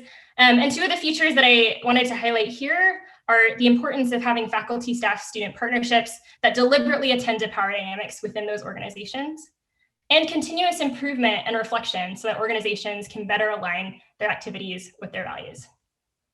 Thank you. Thanks so much, Gina. That's a list that we should all keep on our boards as we go through our lives and think about in our organizations, in our universities and other places, and think about how change actually happens and what we're actually doing at all times, the continuous process. I really appreciate that. And actually, there was a comment that someone made on Slido suggesting that APS should study the effects, for example, of making GREs optional during the pandemic. I mean, that's one thing that we can do in terms of getting statistics and understanding what small changes or what changes can have lasting effects, and we should do more of that. So for people watching this, we have one more Slido question. If you were to switch from the Q&A to the ideas, and we'd like to ask you to think about what actions you can take as a leader on behalf of your organization. Having listened to what Lance and Gina said and thinking about some changes that you could make, just think about what can you do individually. And as you do that, I think we can start with some questions for Gina and Lance. One question that's come up repeatedly is what can organizations do to support people who are working for DEI? It's something that takes, as we've heard, it takes a lot of time, it takes a lot of effort. And Gina, you mentioned some of this in terms of paying students, which is a really important idea. Are there any other things out there that we can do to appropriately value the work that people are doing in this area? So I know one thing that Illinois is doing is so Nadia, you know this well, there's the Dean's biodata form that we fill out for our annual evaluations, and they're incorporating a diversity section to that so that you can specifically indicate your diversity efforts through the year. Going beyond that, there is an effort on our campus to actually institute diversity issues directly in what we call the Provost Communication 9, which dictates how people are evaluated when they're hired and promoted. So that's a way of getting right at, this is important and you need to justify, just as you would list how many publications you have that year. So these are ways of getting right at the heart of the importance of what you're doing and giving you credit for that work. Yeah, thanks, Lance. Be great. I'll also chime in and say that, so one of the things that I've learned a lot from being on the DAP project is just how complex change is and the complexity of the drivers of change. And I think it's really valuable that organizations think about like that sort of incentive and reward structure and some of the things that can fall into that, as Lance said.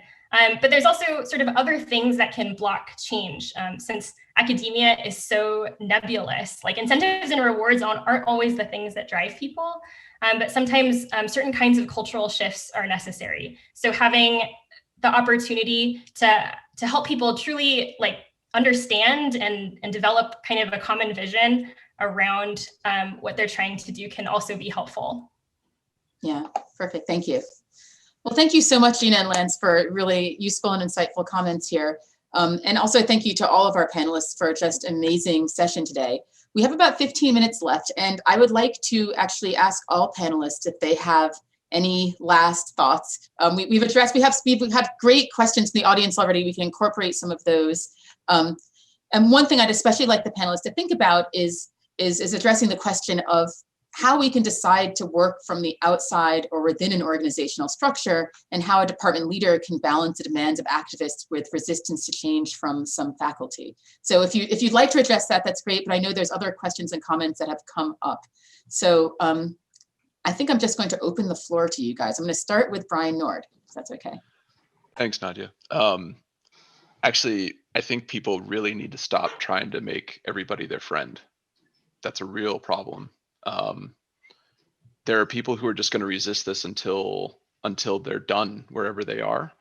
And if you let those minority of people, or even the majority, if you let them call the shots, then we're never going to see the change. Or at least, for example, as department chair, if you just keep trying to make friends and you're not going to say and make a stand, then we're going to have to do other things that pressure the institution to do the right thing. So sometimes you just got to say, no, you're going to take a stand, and you're going to be a part of the people who are putting pressure on the system, instead of trying to be someone who's in the middle making compromise, because compromise is harm to us. Thank you, Brian. I want to just add on to that. I think that that's absolutely true. And it's where, you know, department leaders really do need to do that self-reflection to know where they do stand with regards to DEI. Because if you don't, then you are going to be pulled in different directions. So you really do need to do that self-reflection, know where you stand, and then take a stand. Yeah. Jessica, you were going to say something? Yeah, I'd just like to expand on that and state a lot of times with those people that are trying to please everybody, they say statements like, we need to leave space for diversity of thought, which is not the same as just an equitable spaces, because there are people that have inherently racist thoughts, and there's not that should not be what equity, diversity, inclusion, and justice should be. Like, sometimes there's just no space for that, right? Like, that's where we should be. There should be no space for racist thoughts. Brian, Schuve, yes. I think to add to all these great points, we have to just be always thinking about power dynamic, and the fact that, you know, many of the people speaking here don't have tenure, maybe don't have faculty jobs, or maybe are even still PhD students. And while I appreciate the APS values hearing from us, you know, why is it that those of us who are in precarious positions need to be saying these things when there are people who essentially can't get fired, that, you know, could be doing and advocating? So I think that that's important.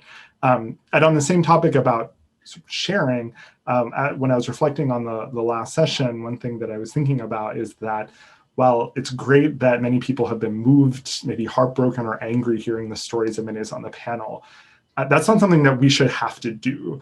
That if you are moved by that, this shouldn't be a recurring thing that you need to regularly hear how horrible some people in our community have it. Take that as motivation for making it so that we don't have to do this in the future, so that we don't have to go through this trauma and don't have to share it in this way. Yeah, reliving trauma is reliving the trauma, and that shouldn't just be an educational experience for others. It's Michelle, you wanted to say something. Yeah, I appreciate everyone's points as well, and I really just wanted to kind of piggyback on what Brian Nord said about you know, this whole situation about, you know, having to be liked in the department. As a student especially, I should not have to deal with you and your insecurities. Like, just be who you are. If you say this is who I am, I have racist views, then say that. The reason why you don't say that is because you know there's something inherently wrong with it within society. So I, as a student, shouldn't have to deal with that. I, as a student, shouldn't have to deal with you using statistics over coming about me instead of coming directly to me as a Black student in the department and asking how you can do better. But yet you use general statistics, many of which that aren't even really affected, you know, by my institution. So keep in mind that you have to make a stand for yourself. Whether you're senior faculty, because a lot of junior faculty can't even really say what they want to say, right? Because they're looking at that tenure vote.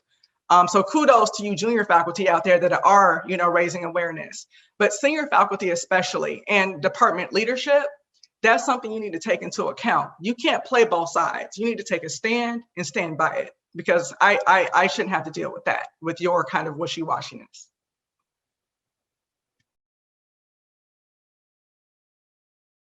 So I'm going to throw something else out that's been asked. Oh, sorry, Arlene, go ahead.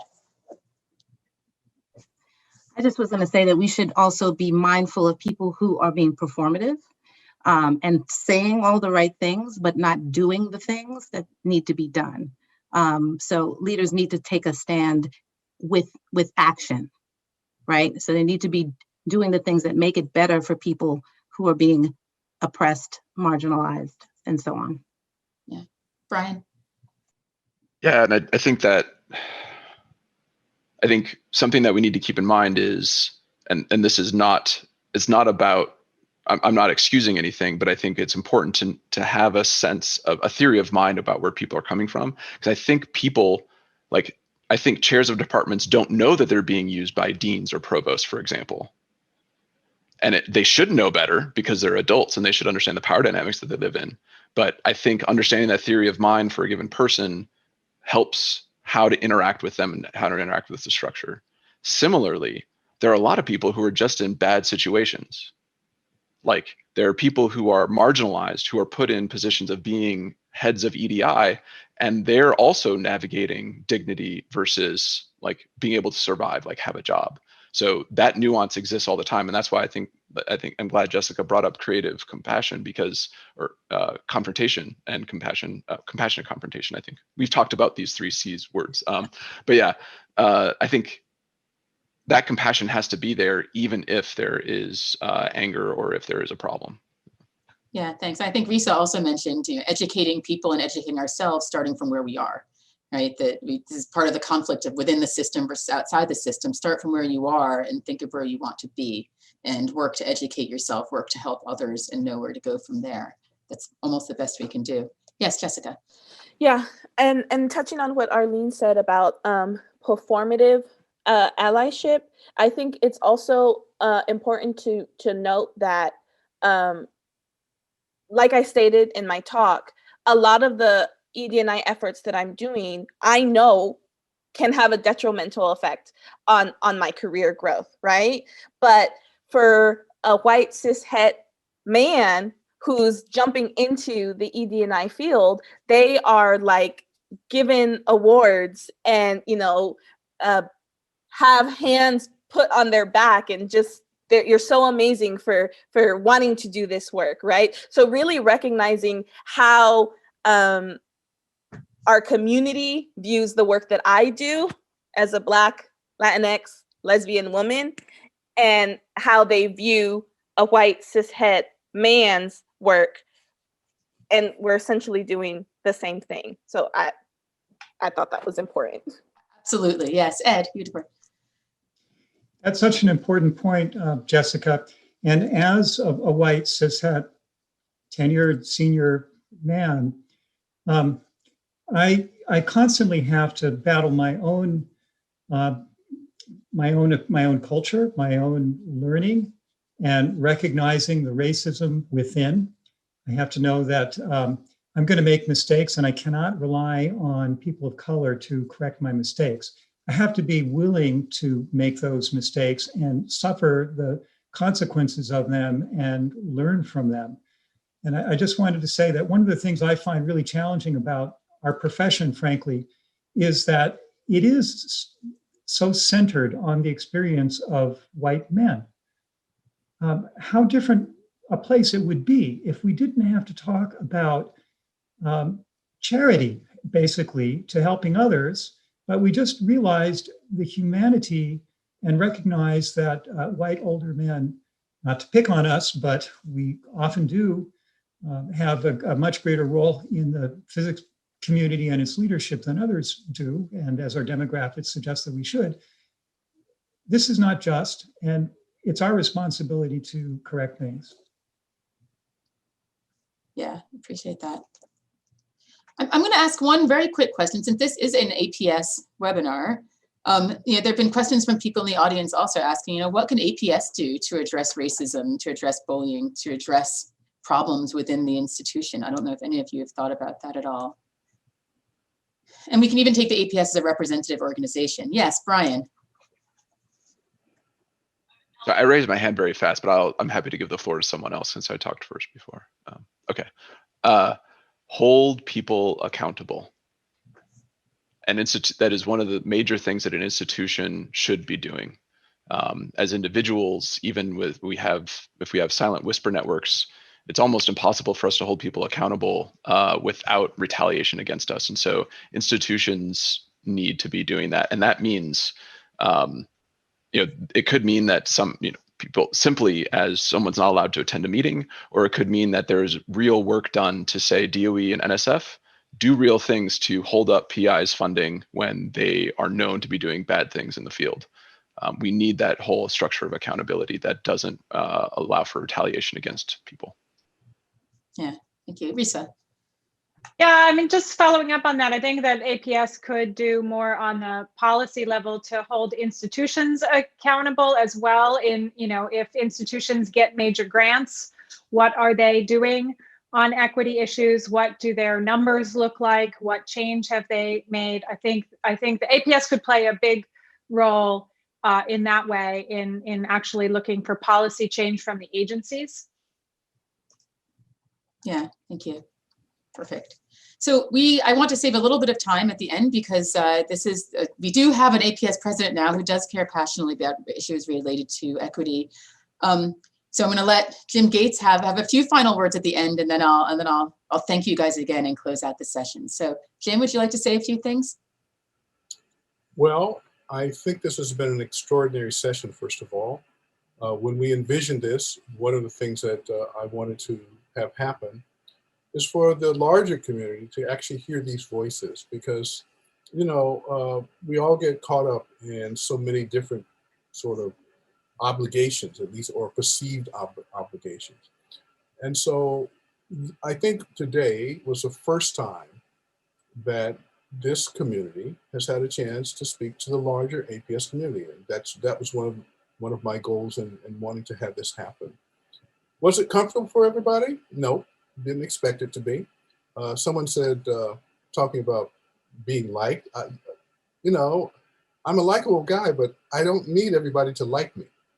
That's two different things.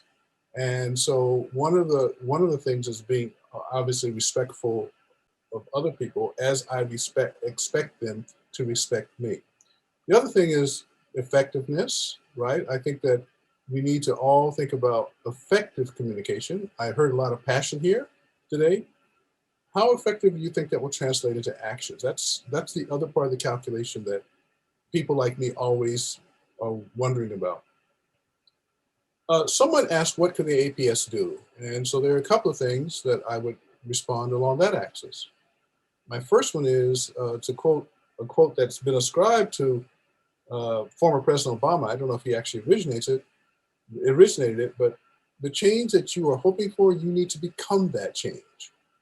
And one of the ways that could happen is that APS actually has a program called the Innovation Fund, where collections of physicists can propose out of the box, unusual, innovative efforts to address a wide range of problems. And so in particular, the Innovation Fund, which I'm not sure most people on this call know about, it's a new structure, but the Innovation Fund will take proposals, and those proposals will, if they're, obviously, APS is not the NSF, so it doesn't have an infinite amount of money to fund things, but those proposals could make a difference if people will form well-focused efforts to get the funds to do that. One of the things that I must admit, as I was listening to this group today, we know that a lot of universities, in the face of the COVID pandemic, in looking at admissions, have said, we will not require the GRE or the SAT for admissions at the GRE at the graduate level, certainly. So the question is, if you ran a longitudinal study of that entire cohort of students who were admitted without the GRE, what do you see as feedback, right? I mean, to me, this is a research problem that someone could actually undertake to do.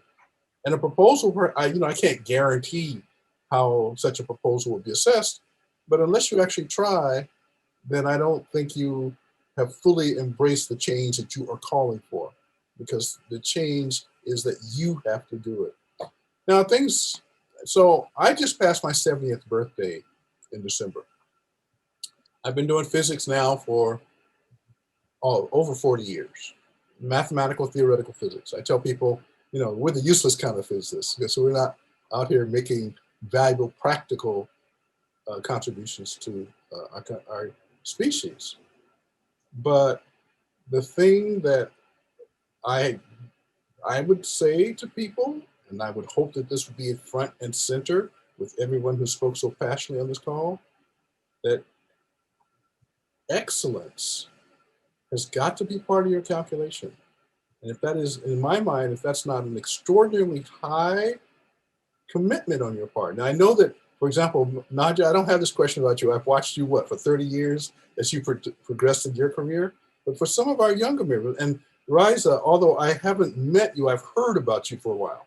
So I know that there are some people who spoke today who understand how this struggle that has been talked about today has got to also have a home for excellence. And I would counsel everyone who wants to call for this change to respond to that question of where does excellence fit in your calculation? Now, you may think it's a dodge. It's not. One of the things that I have long said about struggles like this is that African Americans succeed in areas where subjective standards are not the coin of the realm, so to speak. Excellence helps you beat discrimination, folks. That's what I've seen. And so I would ask again, where is excellence in this discussion? So I'm going to give closing remarks. I think we're at the end. Thanks for your remarks, Jim. I'm going to just say that there is no necessary dichotomy between excellence and activism. And that's a falsity in my mind, to respectfully. So that's what's kept us back for many years, is feeling like we can't be active, or else it hurts our careers, it hurts our physics, we can't think in the same way.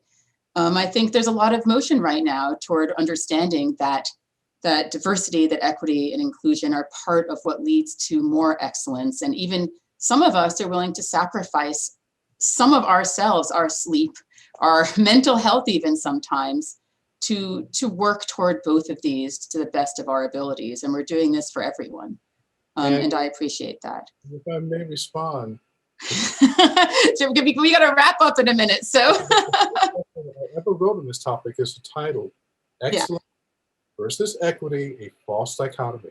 So I'm much aware of this, but I want everyone in this conversation to buy into both parts of that. And I think they do. So I know this is leading in perfectly to me being able to thank our panelists again, because each one of you is an amazing person, a courageous person, a fantastic physicist in your own rights, and amazing communicators in terms of bringing forward words that needed to be spoken. I think there's been a lot of truth spoken. There's been a lot of passion spoken. There's been a lot of things said that are uncomfortable. And I love that, because it's, to me, discomfort is the beginning of change. And we're talking about individual leaders today. We lead because we're motivated by what's within ourselves. And we're motivated by our values. This is what we talked about. And if we want to lead in a new way, we have to sometimes become uncomfortable and realize that maybe the things that we thought we were doing before weren't right? Maybe we need to change. And that's an uncomfortable feeling. I think a lot of that has been brought forward today. And I really, really appreciate all of our speakers in making some of us uncomfortable, in telling truths that needed to be said, and in starting the way for a lot of people to become leaders for change. There was a lot of discussion of individual stories and of individual trauma. And as was mentioned, we don't want to have to tell stories and to restate trauma at our own expenses for other people to learn. On the other hand, if people have to realize what we're going through to change, to look within themselves and see what they value, and to make change for everyone, then that's what it's going to take right now. So our challenge for everyone listening today is listen to these stories, understand what people are actually doing. Everyone who spoke today is doing something. These aren't just stories of people. These are people who are making change, right? At their own expense many times, but who are working within the system, outside the system, in both cases, right? Working to be the best scientists they can be and working to change the structure, the racist, systemically racist structure within physics and within science. Everyone here is making a change, and our challenge is to people listening to become an activist in the way that works for you. Listen to what you learned and become active, do something, make a change in a way that works. I will end there, and I will leave the last word to my co-organizer, Ed. Thank you, Nadia. I'm practically out of words, which is good, except I will say that this has been a phenomenal experience with all the panelists, great ideas directed here. And my thinking as I'm leaving this is I want to see a new section on liberatory physics, and I think we're launching it today. Thank you, everybody. Thank you. As you can see, the discussion is beginning. Let's talk more. This is all being recorded. We'll have it. Thanks, everyone. And thanks to everyone who stayed with us to the end. This has been incredible.